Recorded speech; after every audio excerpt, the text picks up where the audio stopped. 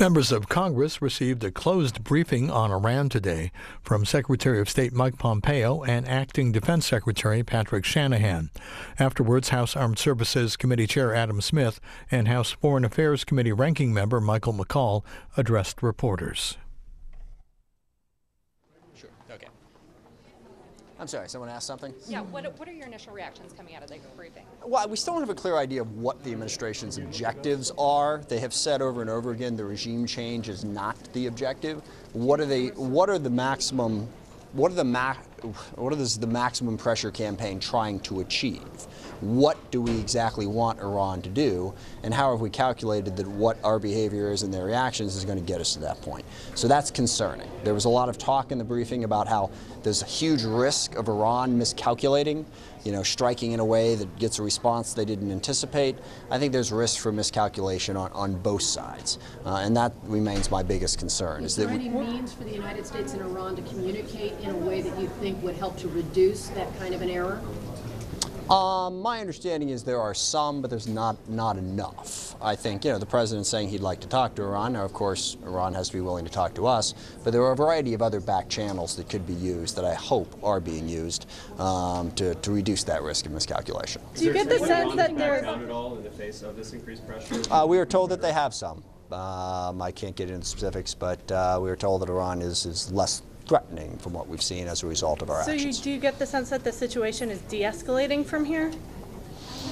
Yeah, that's a difficult thing to calculate. There's a lot going on in a lot of different places, so I would hesitate to say it's de-escalated at this point. Are you okay with the military buildup in the Gulf with the bombers in Qatar and the carrier deployment? I think putting ourselves in position to make sure that Iran knows that if they strike our troops, they will face a response is appropriate. I don't have a problem with that. Do we know anything more about the rocket attack? No. What are the next steps from here? What's the administration's overall strategy with how to deal with Iran now that tensions have escalated? That we don't know. Like I said at the outset, the big question is we want Iran to change their behavior in a wide variety of ways that we're all familiar with. How are our actions bringing about that? But the only thing that's changed is Iran seems now more willing to pursue a nuclear weapons program than they did before we stepped out of the JCPOA. They're still active in Syria, they're still active with Hezbollah, they're still providing rockets and missiles to Hezbollah and Hamas, they're still supporting the Houthis in Yemen, they obviously have propped up Assad in Syria. So what our maximum pressure campaign has done in terms of achieving our objectives, I have not seen, and it was not very enlightening from what they said in there in terms of how it's going to progress, how they're going to how our actions are going to force the changes we're looking for. Do you anticipate the use of military force? I don't anticipate the use of military force. I think the president is, I take him at his word that he doesn't want to get into a war. But that doesn't mean that there's not a risk of it, and we need to manage that risk. I get a vote, but if we got one more. Were you satisfied by the nature of the briefing? Did you feel it was straightforward and fact-driven? No. And that's one big thing. Two things that I was concerned about. One, Secretary Pompeo made a very lengthy political argument. He argued, here's all the terrible things that Iran have done, and he spent about 10 minutes until I cut him off, making that argument. And as every member who stood up said, we know Iran is bad. Okay, what is the policy going forward? There wasn't enough information on that. Second, when they were asked, okay, why did it take you so long to brief Congress? Now, we've had a number of briefs in the last, 10 days, but a lot of the aircraft carrier strike group was sent there, the B-52s were sent there, all this stuff happened, and we couldn't get them to come over and brief us. They rebuffed us when we asked them to brief us. And Secretary Pompeo's answer was basically, well, we were busy. Okay, we had to coordinate with our allies, and I get that, okay, we're all busy. But when you're trying to put together a policy like this, the co-equal branch of government that is the United States Congress should be far enough up on your list that it doesn't take you a week before you get to us. So it is not an acceptable answer for the Secretary of State to say to Congress, sorry we didn't brief you earlier, but we were busy. That doesn't fly. Now, I will say, for a different outcome, like a different situational. It seems like at least, and let me just say, Secretary Shanahan has personally reached out to me on a number of occasions, and he said, yes, we need to do better. Secretary Shanahan clearly communicated he felt that they need to brief earlier. Secretary Pompeo basically said, okay, not a big deal. I disagree with him on that. And you're saying that this briefing fell short of what you wanted to hear? The briefing from, Thanks. I'm Michael McCaul, lead Republican on the Foreign Affairs Committee. I thought it was a very specific and credible threat briefing that we heard today from Iran. And in fact, they've carried out and launched several attacks through their proxies, including a rocket attack near our embassy in Baghdad, ships in the Persian Gulf, and drone attacks in Saudi Arabia. There was an escalation by Iran in its proxies. This is a response to de-escalate and provide a deterrent strategy so that Iran does not become aggressive. It was made very clear that the administration, I've talked to Secretary Pompeo and Ambassador Bolton, that there's no intention to go to war in the region.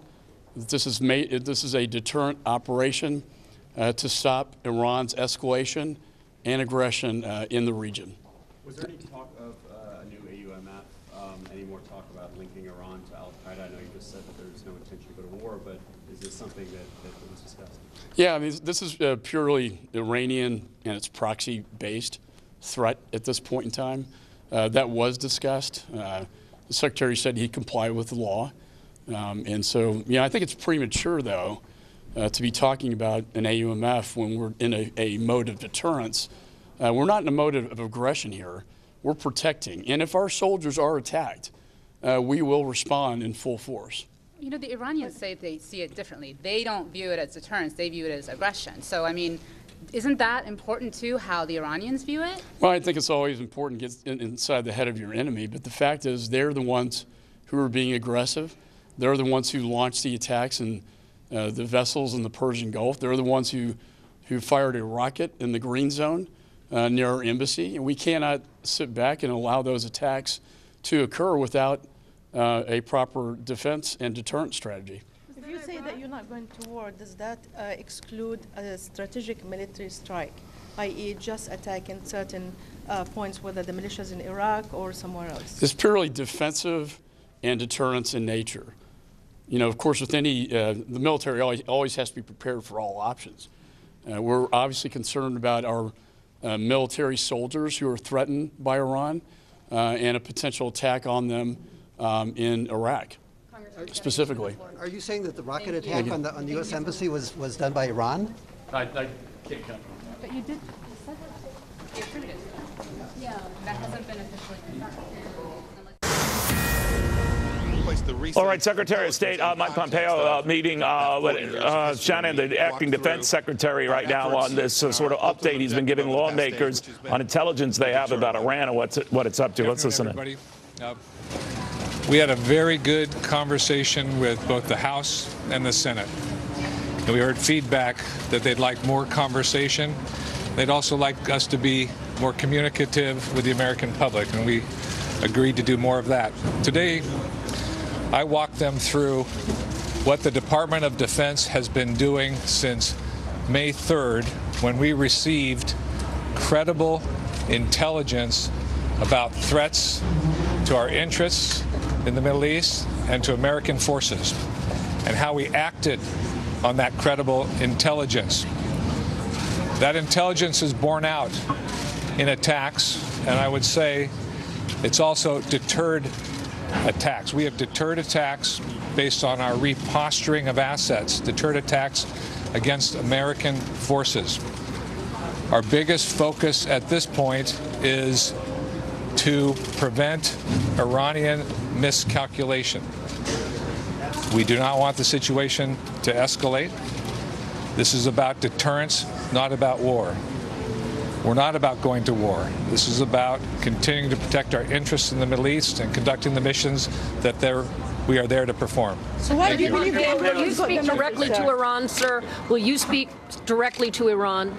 There are plenty of ways that we can have communication channel. I'm very confident in that. Thank you all very much. All right, that was short and sweet. That is the acting defense secretary, Pat Shanahan, the Secretary of State, Mike Pompeo, briefing reporters on what they briefed senators and earlier in the day in the House of Representatives about the intelligence that they have that supports the beefed up presence that we now have in the Persian Gulf on some provocative actions on the part of the Iranians. We don't know what that intelligence is.